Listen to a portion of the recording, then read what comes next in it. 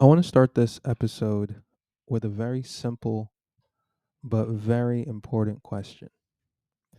And this is a question that I want you to ask yourself if you're starting an online business, or maybe you've already started one, but you haven't gotten any traction. Your website doesn't get any leads, sales are sporadic, you're relying on word of mouth. And the question is, where are the people who need what you have to offer? Where are they looking for it right now? So I want you to think about it for a moment, right? The people who need what you have to offer, where are they looking for it right now? And are you there yet? So I kind of extended the question a little bit, but there's an assumption there. And the first assumption is that you know who needs what you have to offer right now. If you don't know that, then that's probably where we want to unpack a little bit. And then the other assumption is that you have something to offer them right now that they need. Okay. If you don't have that, or if you're not sure what that is, then that's the second part of this that we'll unpack.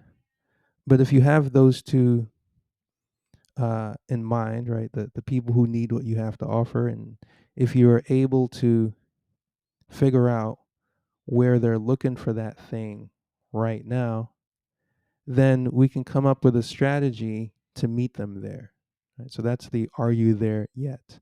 If the answer to that is no, then that's the first mission, right? Which is to meet those people who need what you have to offer, to meet them where they are right now, where they're looking for it. Okay. Now, why is this question so important? So I'm going to share a few stories with you from my first year and a half as a full-time creative freelancer, and how I arrived at starting sqspthemes.com, which is built on this question. So I started my freelance journey as a engineer, as a full-time engineer with a side hustle doing photography and videography, and basically creating content, video content for uh, startup brands. And this was about a decade ago, over a decade ago. And I I wanted to do that full time, but I just didn't know how. Like I wanted that to be the thing that I was doing all the time. I didn't really have my full time job didn't really allow me to be myself and to express myself creatively. But as a videographer and a photographer, I was able to uh, meet and network with other creatives, and it was a really fulfilling experience for me outside of work. And early in 2013, I got arrested for a DUI, and around the same time, I found out that I was also going to become a father. And so I had 9 months where to figure out what I was going to do. I was able to extend the trial to be around the same time that my wife was due with our first child. So I had a trial and a child on the way. So, needless to say, it was a very stressful time and experience. But in that quest to figure out what I was going to do, I updated my website.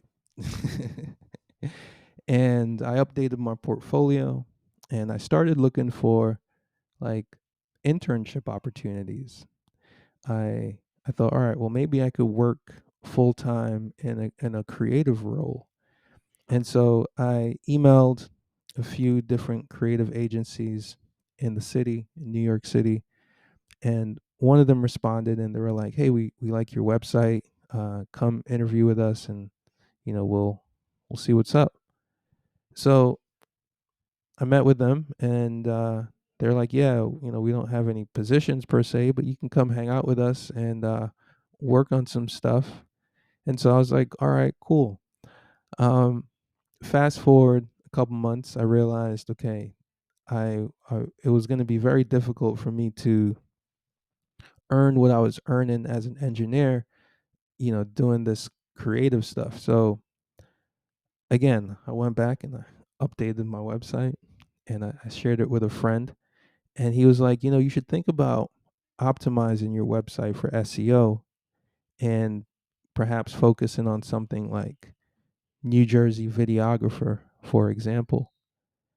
And I scoffed at the idea because it felt like the opposite of what I was trying to do.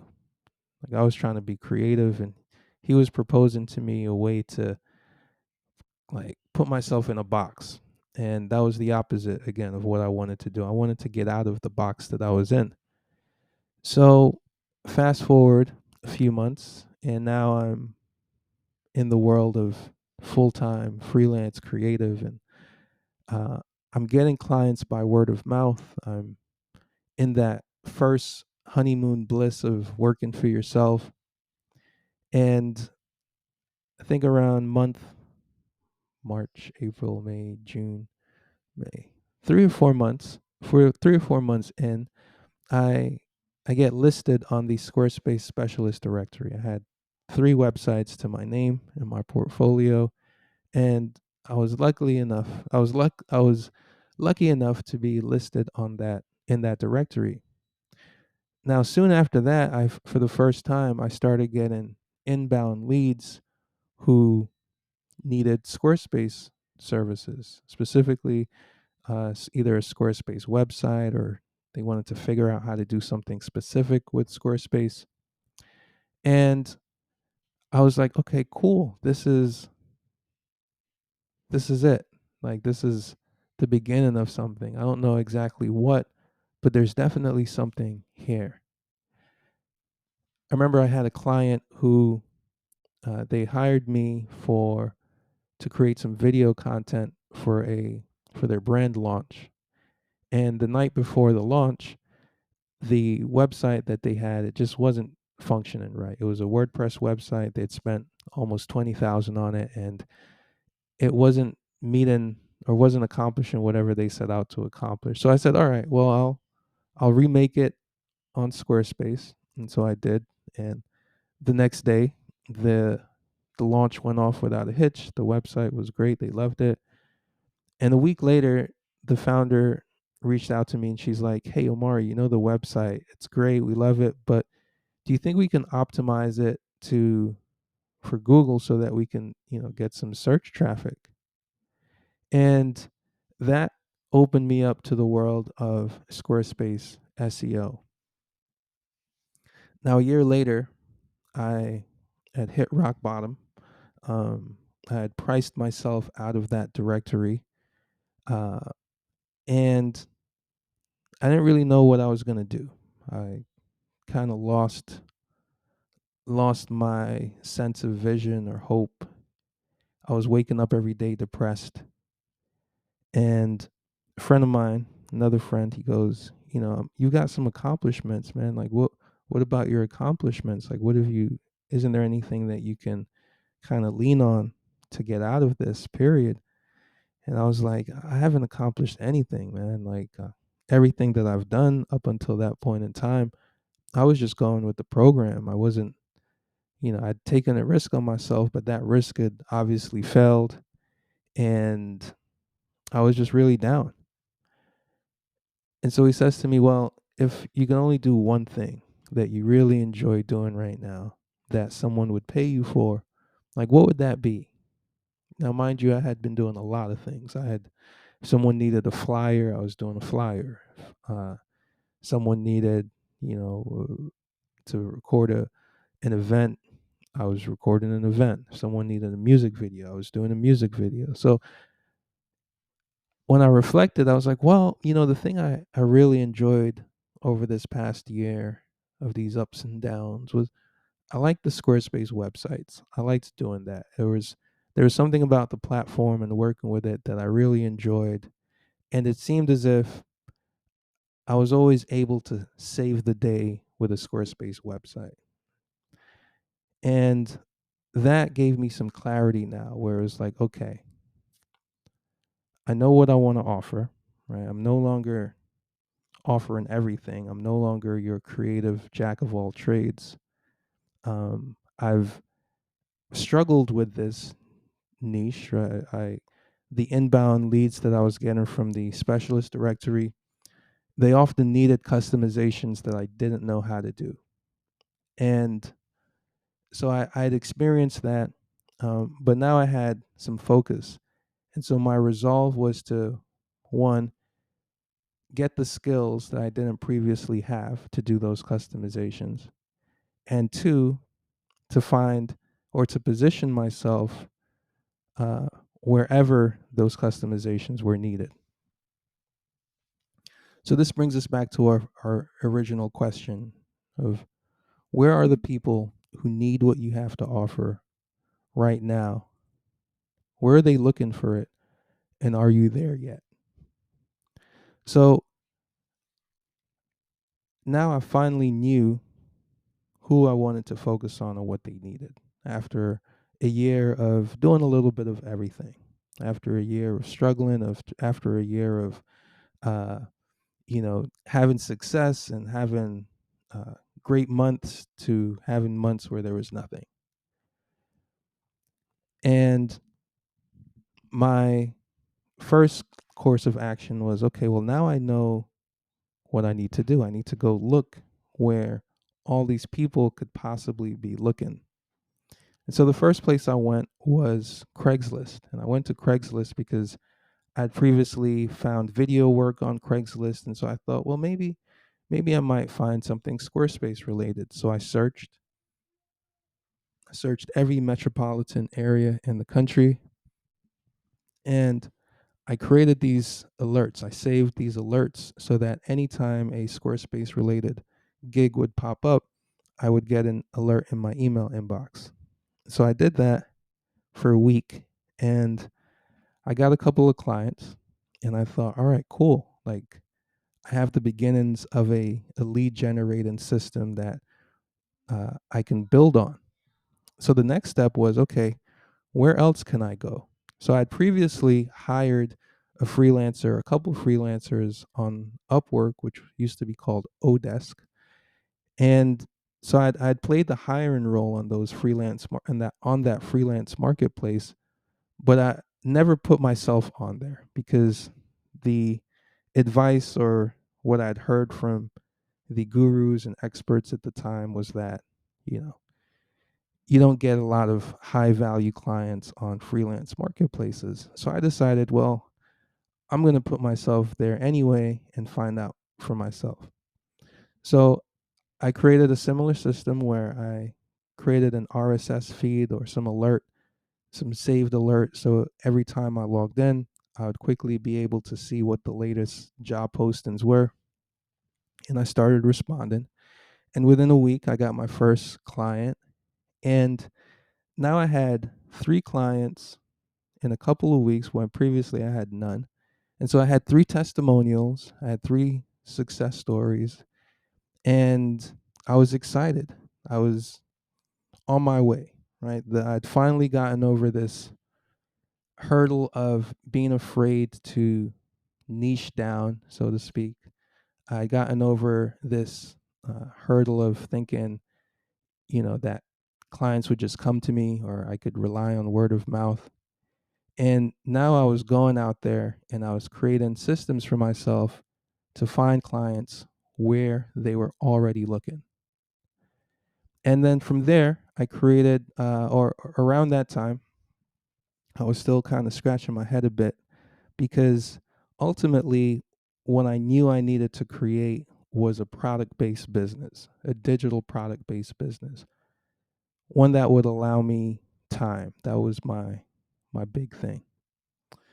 So one day I'm like, all right, I've been doing these Squarespace customizations. I've decided that I'm going to make this my niche. Like, what is the next step? And so one day, another friend, I don't know if he called me, I called him, but I had this idea. I'm like, Squarespace templates.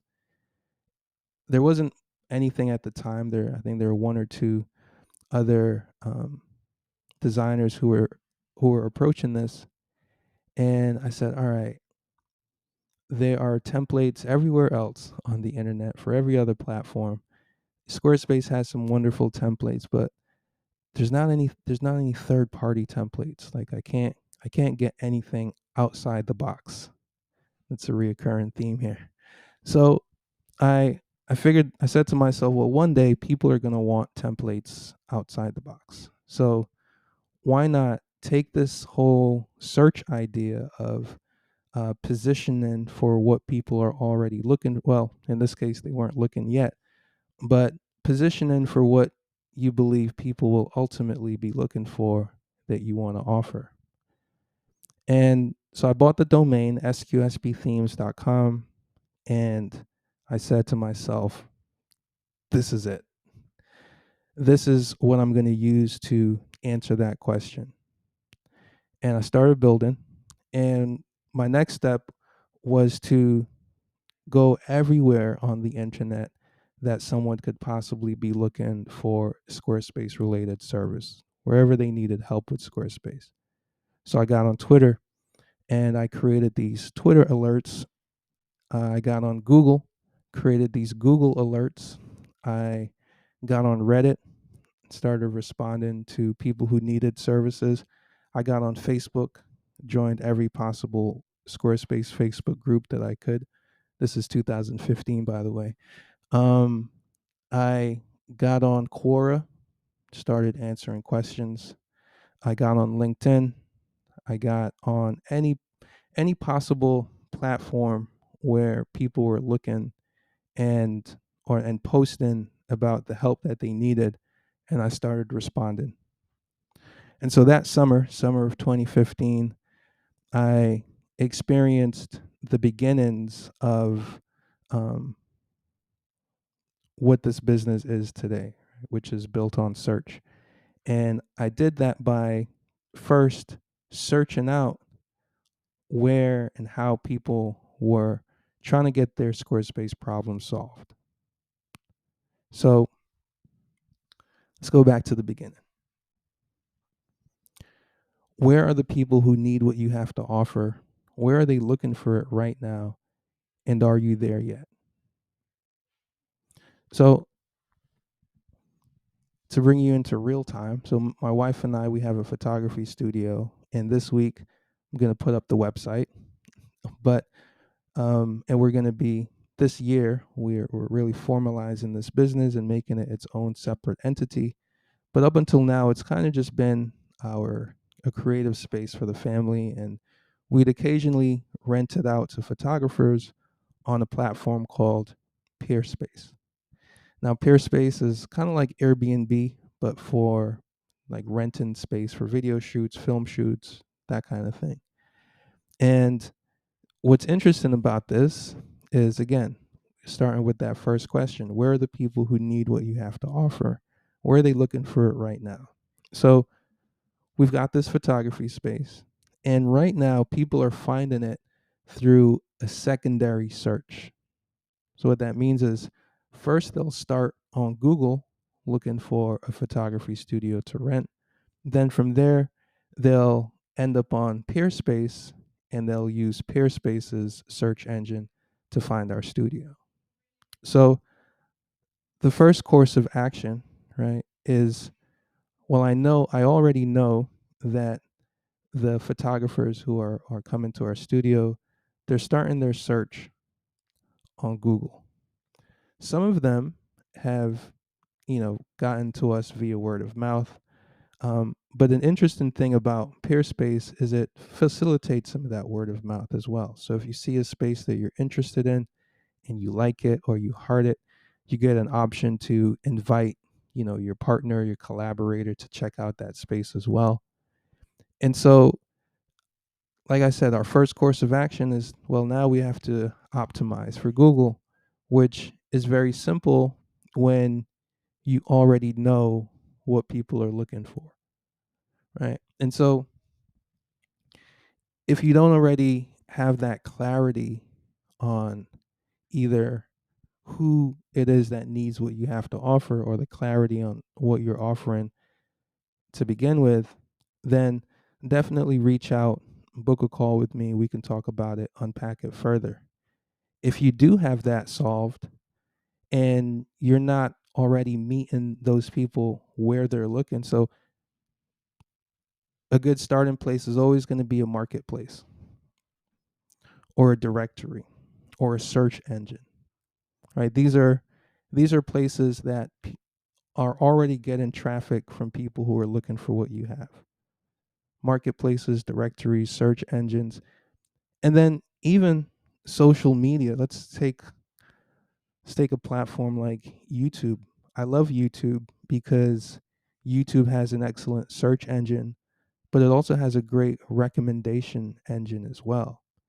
And so with that, you get the benefit of both, almost like a algorithmic word of mouth paired with search, right? So the thing I love about Google is people might not necessarily be searching explicitly uh, how to do something or how to accomplish something, or any of that.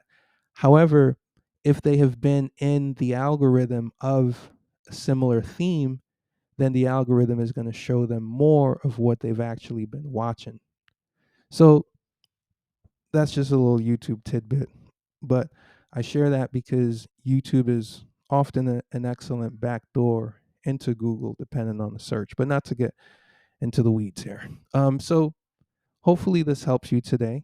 Um, if it has, let me know. Tomorrow we'll unpack this a little bit further and talk a little bit about what to do once we get there. Right. So, are you there yet? That's the question today. But in the next episode, we're going to talk a little bit about what to do when you get to these places, these platforms or directories. How do you optimize from that point? And so, OmariHarebin.com if you'd like to book a call with me where we can talk about your particular business idea or your product idea, your offer, and how your best possible customers can find it.